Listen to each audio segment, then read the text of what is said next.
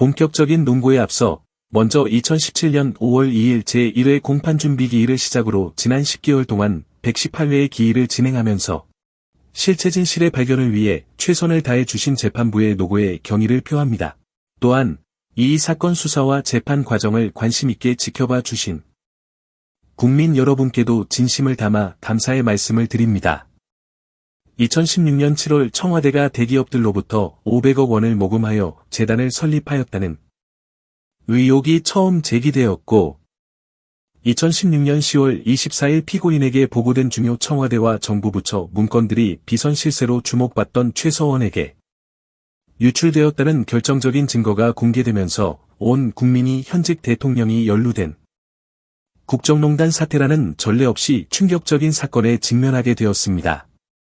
2016년 10월 27일 국정농단 사태의 실체가 조속히 규명되기를 바라는 국민의 여망을 담아 특별수사본부가 설치되었고 본격적인 수사를 통해 사초로 회자되는 안종범 업무수첩, 피고인과 최서원의 육성이 저장된 정호성 비서관의 휴대전화기, 정치, 경제, 언론, 학계의 유착 실상을 드러내는 삼성그룹 미래전략실 장충기 사장의 문자 메시지 등 다수의 객관적 증거들을 확보하였으며 2016년 11월 20일 현직 대통령이던 피고인을 직권남용 권리행 사방해제, 강요죄, 공무상비밀누설죄로 인지하고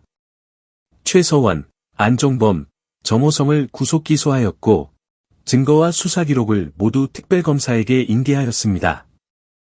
2017년 3월 6일 90일간의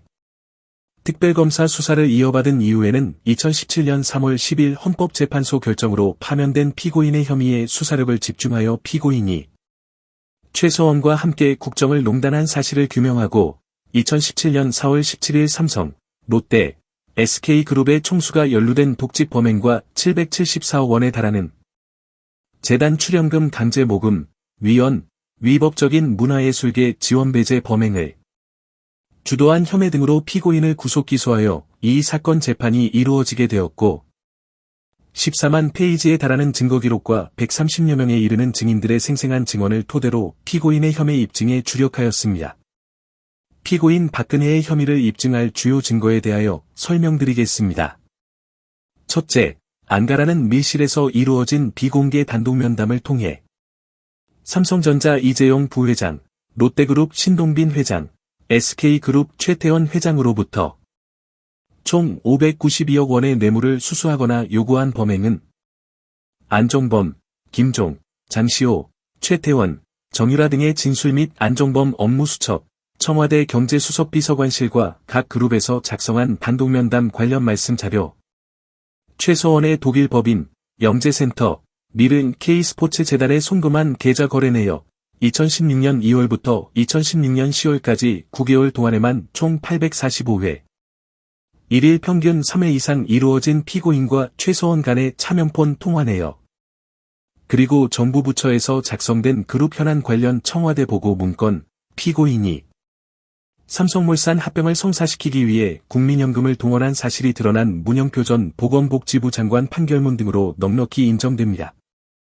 둘째, 18개 대기업을 포함한 53개 정경련 회원사들로부터 774억 원을 강제 모금하여 재단을 설립한 범행은 최서원의 일부 진술 및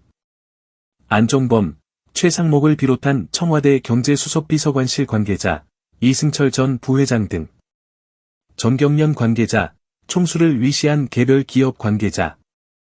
정현식 전 사무총장을 비롯한 미르, K스포츠재단 관계자들의 진술과 안종범 업무수첩, 청와대 보고 문건, 정경련과 개별 기업, 재단 관계자들 간 휴대전화 통화 내역과 문자 메시지 등의 객관적인 물증으로 입증되었습니다. 셋째, 피고인이 직권을 남용하여 민간기업을 상대로 최서원 관련 법인과의 용역계약 체결, 후원금 지급 등을 강요하고 최서원을 위해 민간기업의 인사에까지 개입한 범행은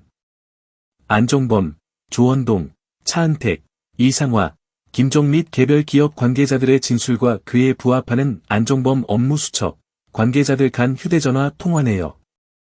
피고인에 대한 보고 문건 등의 객관적 물증으로 명확히 드러났습니다. 넷째, 피고인이 정호성 비서관을 통해 최서원에게 공무상 기밀이 담긴 청와대 문건 등을 유출한 범행은 정호성, 최서원 진술 및 디지털 포렌식 절차를 통하여 과학적으로 최서원이 사용한 것으로 검증된 최서원의 태블릿 PC 내에 저장된 청와대 문건 등에 의하여 충분하게 입증되었습니다. 마지막으로 피고인과 정부의 비판적인 문화예술계 종사자에 대한 지원을 배제하고 피고인의 지시에 불복하는 공무원들의 사직을 강요한 범행은 피고인의 지시 및 피고인에게 이행 상황을 보고한 내용이 낱낱이 기재된 대통령, 비서실장 주재 수석비서관회의 문건, 정무수석실, 문체부 작성 문건, 고 김영한 민정수석 업무 수첩 및 청와대 교문수석비서관실, 문화체육관 관광부 관계자들 진술과 소위 블랙리스트에 올라 피해를 입은 문화예술계 관계자들 진술에 의하여 다툼 없이 인정됩니다. 이어서 피고인에게 준엄한 형사처벌이 필요한 이유에 대하여 말씀드리고자 합니다. 첫째, 피고인 박근혜는 주권자인 국민에 의해 대통령으로 선출되었지만 비선 실세의 이익을 위하여 국민으로부터 위임받은 대통령의 직무권한을 사유화함으로써 국정을 농단하고 헌법 가치를 훼손하였습니다. 대한민국 헌법은 대통령이 국가원 수이자 행정부의 수반이라는 점을 감안하여 대통령의 헌법 수호 의무를 명시하고 있습니다. 그럼에도 1987년 헌법 개정으로 대통령 직선제가 도입된 이래 최초로 과반수 득표에 성공한 피고인은 헌법을 수호하여야 할 책무를 방기하였고 국민으로부터 위임받은 대통령의 직무권한을 자신과 최서원의 사익추구 수단으로 남용하였으며 국민을 위해 봉사해야 할 국가기관과 공조직을 동원하여 자유민주주의, 시장경제질서, 직업공무원제 등 헌법에 의해 보장된 핵심 가치를 유린하였습니다. 그 결과 피고인은 헌정사상 최초로 탄핵으로 파면되면서 대한민국 헌정사에 지울 수 없는 오점을 남겼습니다. 둘째, 피고인은 국민이 아니라 재벌과 유착되었습니다. 피고인은 대통령으로서 헌법과 법률을 통해 기업의 생존과 직결된 광범위하고 막강한 행정, 입법, 사법 권한을 보유한 명실상부한 국내 최고 정치 권력자였습니다. 뿐만 아니라 피고인은 2016년 기준 국내 주식시장의 6.7%에 달하는 102조 원의 자금으로 삼성전자 지분 9.71%를 비롯하여 30대 그룹의 주요 계열사 지분 8.85%를 보유한 최대 기관 투자자인 국민연금의 의결권을 동원하여 재벌기업 총수의 경영권을 좌지우지할 수도 있었습니다. 피고인과 단독 면담한 이재용, 최태원, 신동빈은 2016년 자산 총액을 기준으로 국내 GDP의 37%를 차지하는 삼성, SK, 롯데그룹의 경영권을 보유한 국내 최고 경제 권력자들입니다. 국내 최고 정치 권력자인 피고인이 매년 안가라는 밀실에서 은밀하게 최고 경제 권력자들을 1대1로 만나 머리를 맞대고 자신과 최서원에게 경제적 이익을 제공할 것을 요구하면서 경영권과 직결되는 현안에 대한 지원을 약속하는 장면은 피고인 스스로 서로 윈윈하는 자리였다라고 표현한 바와 같이 전형적인 정경유착의 모습입니다. 피고인은 과거 권위주의 정부에서 자행된 정경유착의 폐해를 그대로 답습함으로써 헌법이 추구하는 경제민주화를 통해 국민 행복시대를 열겠다는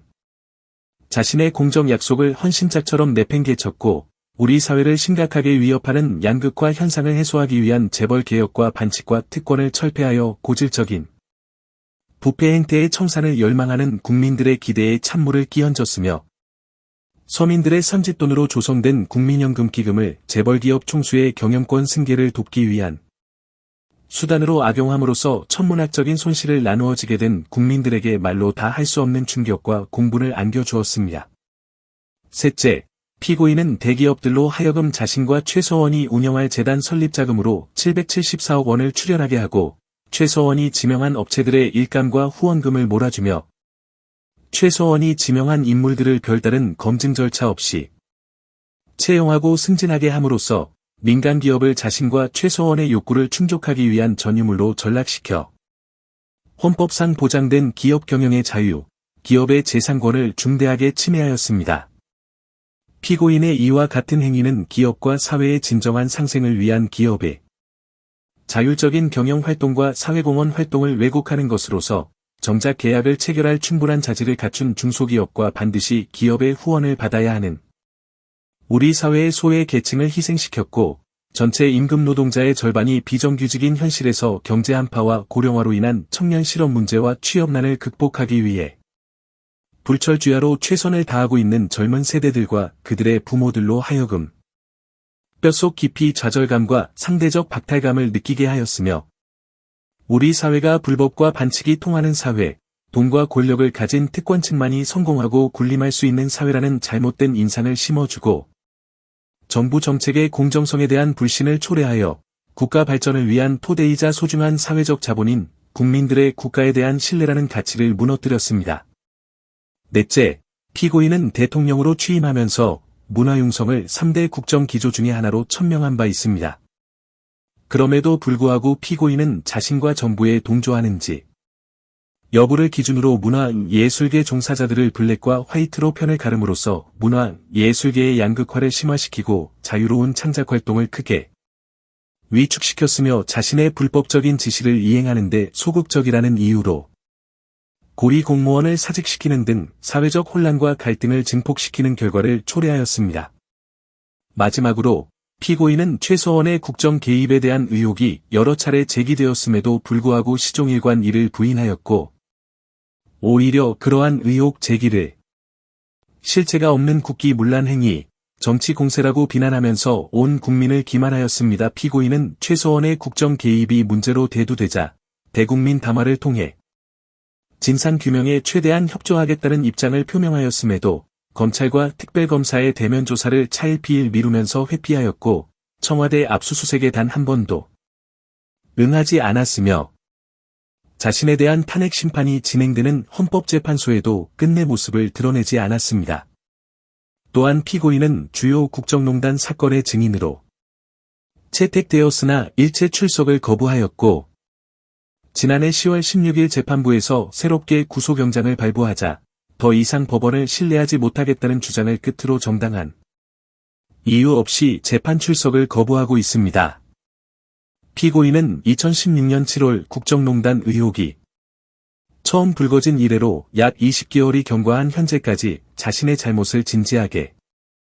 반성하는 모습을 단 한 차례도 보인 적이 없었으며 정치 보복이라는 프레임을 설정해 국정농단의 진상을 호도하고 실체 진실을 왜곡하면서 검찰과 특별검사는 물론 사법부까지 비난하고 있습니다. 현 시점에서 국민들은 피고인이 이제라도 잘못을 통감하고 자신의 책임을 겸허히 인정하는 모습을 기대하고 있습니다. 그러나 피고인은 국민의 이와 같은 기대에 부응하기는커녕 오히려 사법에 대한 불신을 조장하고 여전히 국론을 분열시키고 있으며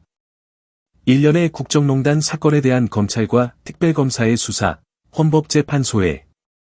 탄핵 심판 및 법원의 판결을 통해 자신의 범죄 사실이 객관적 사실로 드러났음에도 헌법과 법률을 철저히 경시하면서 모르쇠로 일관하고 있습니다. 이제 결론으로 피고인에 대한 구형 의견을 밝히겠습니다. 피고인은 국정농단의 정점에 있는 최종 책임자입니다.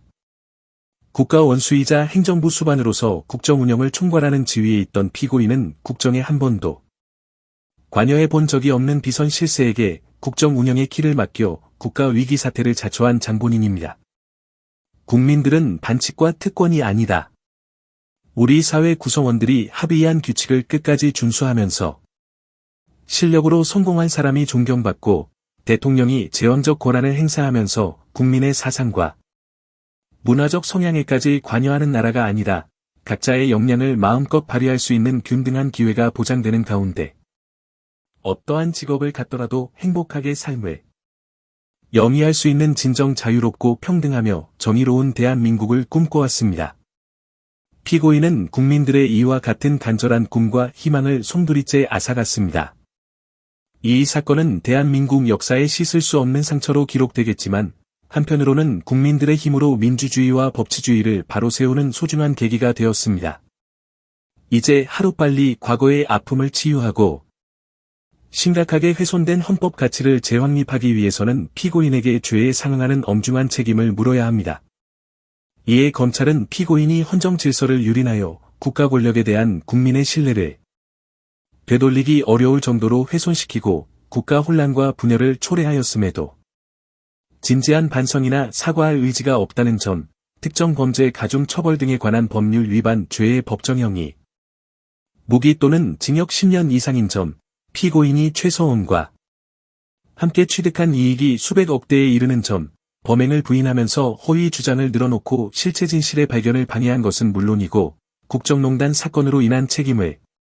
전적으로 최서원과 측근들에게 전가한 점, 준엄한 사법부의 심판을 통해 다시는 이 사건과 같은 비극적인 역사가 되풀이되지 않아야 한다는 메시지를 대한민국 위정자들에게 전달할 필요가 있다는 점을 반영하여 다음과 같이 구형합니다. 대한민국 제18대 대통령으로서 국정을 농단한 최종 책임자인 피고인 박근혜에게 징역 30년 및 뇌물에 해당하는 592억 2,800만 원의 2배에서 5배 범위 내인 벌금 1,185억 원을 선고하여 주시기 바랍니다. 검사 한동훈